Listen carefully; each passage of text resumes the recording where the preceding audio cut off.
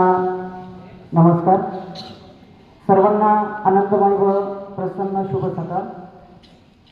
आजच्या कार्यक्रमासाठी उपस्थित असलेले विद्यालयाचे प्राचार्य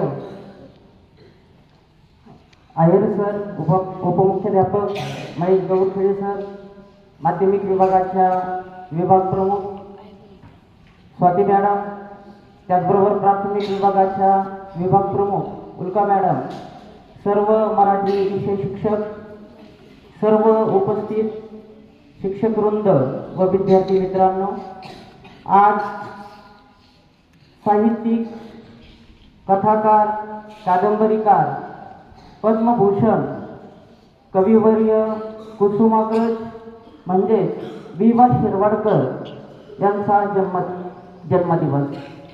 खरं तर 27 फेब्रुवारी हा कविवर्य कुसुमाग्रज यांचा जन्मदिवस महाराष्ट्र सरकारने 2013 सालापासून कविश्रेष्ठ कुसुमाग्रज यांच्या जयंतीच्या निमित्ताने हा मराठी राजभाषा गौरव दिवस साजरा करण्याचं ठरवलं आणि गेल्या 16 वर्षांपासून हा मराठी राजभाषा गौरव दिवस मोठ्या आनंदानं जगभरामध्ये साजरा केला जातो।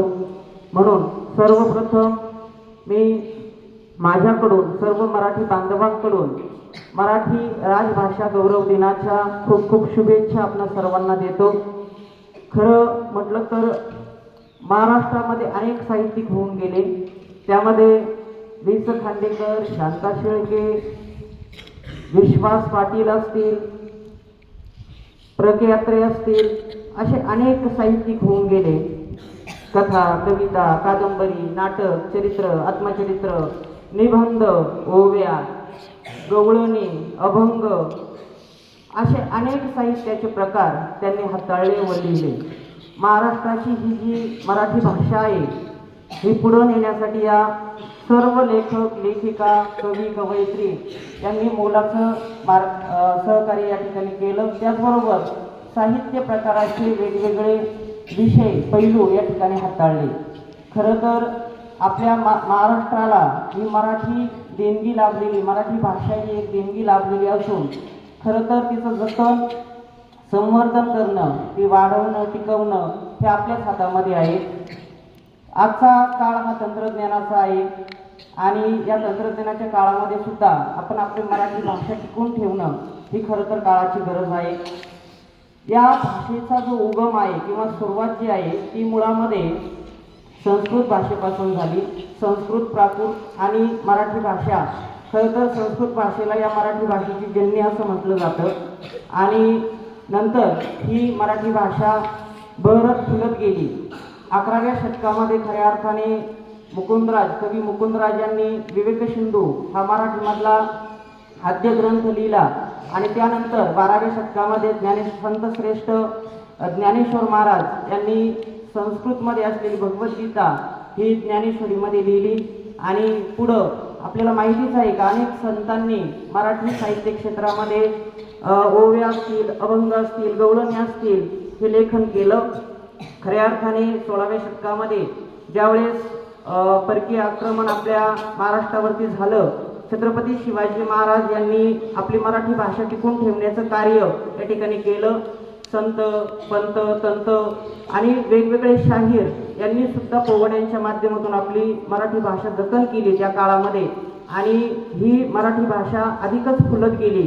त्यानंतर 19व्या शतकामध्ये अनेक आणि 20व्या शतकामध्ये अनेक थोर कवी, श्रेष्ठ असे लेखक होऊन गेले। त्यामध्ये भारतामध्ये जे वेगवेगळ्या साहित्य क्षेत्रामध्ये ज्यांनी उल्लेखनीय असं कार्य केलं, लेखन केलं, तर त्यामध्ये मराठी साहित्य क्षेत्रामध्ये खऱ्या अर्थाने 4 ज्ञानपीठ पुरस्कार हे आपल्याला प्राप्त झाले। त्यातला पहिला पुरस्कार हा श्रेष्ठ असा ज्ञानपीठ पुरस्कार हा वि. स. खांडेकर यांना मिळाला। दुसरा पुरस्कार हा कुसुमाग्रज यांना मिळाला। तिसरा पुरस्कार विंदा करंदीकर यांना मिळाला व चौथा पुरस्कार भालचंद्र नेमाडे यांना या साहित्य क्षेत्राबद्दल मिळाला। खऱ्या अर्थाने ही आपल्या अभिमानाची गोष्ट आहे की आपल्या महाराष्ट्रातील ह्या मराठी साहित्य क्षेत्रातील दिग्गज लेखकांना हा पुरस्कार, ज्ञानपीठ पुरस्कार मिळाला। याचबरोबर हे जे कुसुमाग्रज आहेत हे मुळामध्ये खऱ्या अर्थाने पुण्यामध्ये त्यांचं बालपण गेलं. पुढं शिक्षणाच्या दृष्टिकोनातून ते पिंपळगाव बसवंत या ठिकाणी आले नाशिक जिल्ह्यामध्ये. त्यांनी जे लेखन केलं त्याचा खऱ्या अर्थाने यथोचित गौरव व्हावा या दृष्टिकोनातून महाराष्ट्र सरकारने 2013 साली निर्णय घेतला की सगळे जे काही साहित्यिक आहे त्यातले दर्जेदार लेखन ज्यांनी केलं ते म्हणजे कवी कुसुमाग्रज आणि यांच्या 27 फेब्रुवारी या जन्मदिवसाच्या निमित्ताने संपूर्ण महाराष्ट्रामध्ये, भारतामध्ये आणि जगभरामध्ये जिथं जिथं मराठी लोक राहतात त्यांनी सगळ्यांनी असं ठरवलं की आपण 27 फेब्रुवारी हा दिवस आपण मराठी भाषा गौरव दिवस म्हणून साजरा करूया आणि तो संपूर्ण जगभरामध्ये मोठ्या आनंदमय वातावरणामध्ये संपन्न केला जातो. कुसुमाग्रज हे जे नाव आहे याची हे टोपण नाव आहे. त्यांचं पूर्ण नाव होतं खऱ्या अर्थाने विष्णू वामन शिरवाडकर, ज्यांना आपण विवा शिरवाडकर म्हणतो. कुसुमाग्रज हे जे नाव आहे हे त्यांनी त्यांच्या साहित्य क्षेत्रामध्ये जेवढं काही लिखाण केलं त्याला कुसुमाग्रज हे नाव दिलं. कुसुम हे त्यांच्या लहान बहिणीचं नाव होतं आणि अग्रज हा जो शब्द आहे, अग्रज म्हणजे मोठा भाऊ, आणि मोठा या शब्दाने त्यांनी ते दोन शब्द एकत्र केले. कुसुम आपल्या बहिणीचं नाव कायम स्मरणामध्ये राहावं, आठवणीत राहावं म्हणून कुसुमाचा अग्रज म्हणजे मोठा भाऊ म्हणून कुसुमाग्रज हे नाव त्यांनी धारण केलं आणि शेवटपर्यंत ते लेखनासाठी ठेवलं. असे थोर साहित्यिक या ठिकाणी आपल्या महाराष्ट्रामध्ये जन्मले आणि त्यांच्या या 27 फेब्रुवारी या जन्मदिवसाच्या निमित्ताने आपण हा मराठी राजभाषा दिन साजरा करतो. महाराष्ट्रामध्ये ज्या 4 विभाग बोलले जातात मराठी भाषेमध्ये, आता महाराष्ट्रामध्ये मुळामध्ये तर मुख्य भाषा मातृभाषा ही मराठी आहे, पण वेगवेगळ्या भागामध्ये जर गेलं, आपण कोकणामध्ये जर गेलं तर कोकणी बोली भाषा बोलली जाते. आपण धुळे, नंदुरबार, नाशिक या जिल्ह्यांमध्ये जर गेलं तर तिकडं अहिराणी किंवा खानदेशी बोली भाषा बोलली जाते. मराठवाडा भागामध्ये जर गेलं तर तिकडं मराठवाडी बोली भाषा बोलली जाते आणि विदर्भामध्ये जर गेलं तर वैदर्भी किंवा वराडी बोली भाषा बोलली जाते. अशी बोली भाषेंचे वेगवेगळे प्रकार आपल्याला महाराष्ट्रामध्ये बघायला मिळतात. त्याचबरोबर आपण जर बघितलं तर असं म्हटलं जातं की दर 12 कोसांवरती भाषा बदलते. अशी ही मराठी बोली भाषांमध्ये विभागलेली ही भाषा आहे. त्याचबरोबर वेगवेगळ्या आपल्या संगमनेरचं जर उदाहरण घ्यायचं झालं तर अगदी कवी श्रेष्ठ अनंत फंदी यांनी फटके लिहिलेले मराठीमध्ये. बिकट वाट वही वाट नसावी, बिकट वाट वही वाट नसावी, धोपट मार्ग सोडू नको, संसारामध्ये ऐसा आपला उगाच भटकत फिरू नको. अशा वेगवेगळ्या साहित्य लेखनामधून या सगळ्यांची ओळख, या साहित्यिकांची ओळख आपल्याला होताना दिसते.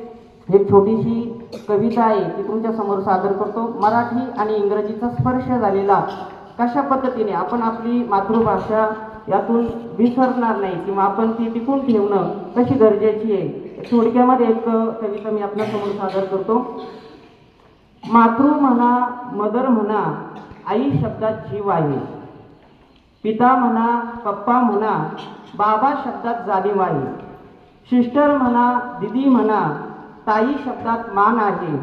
ब्रो म्हणा, भाई म्हणा, दादा शब्दात वचक आहे. फ्रेंड म्हणा, दोस्त म्हणा, मित्रा शब्दात शान आहे.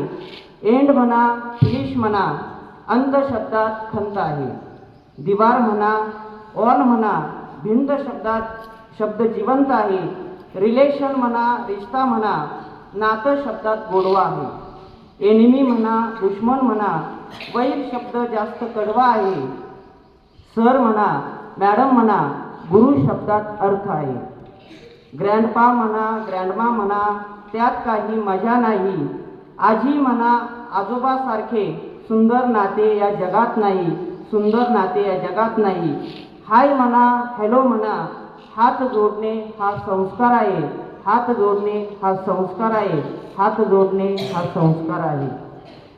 खऱ्या अर्थाने अपासून सुरू होणारी ही जी मराठी भाषा आहे, म्हणजे मुळाक्षर जी सुरुवात होतात, अने सुरुवात होणारं म्हणजे अज्ञानी माणूस, अ म्हणजे अज्ञानी व्यक्ती, आणि शेवटचं जे अक्षर आहे ज्ञा म्हणजे ज्ञानी करून सोडणारं, अशी आपली मराठी भाषा आहे.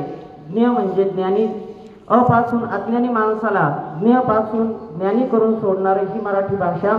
ती आपण टिकवणं जपून ठेवणं हे खरं तर काळाची गरज आहे. आणि म्हणूनच मला या ठिकाणी म्हणावंसं वाटतं की या मराठी भाषेचं संवर्धन करणं ही आपल्या काळाची गरज आहे. सर्वांना मातृभाषा मराठी दिनाच्या खूप खूप शुभेच्छा देतो.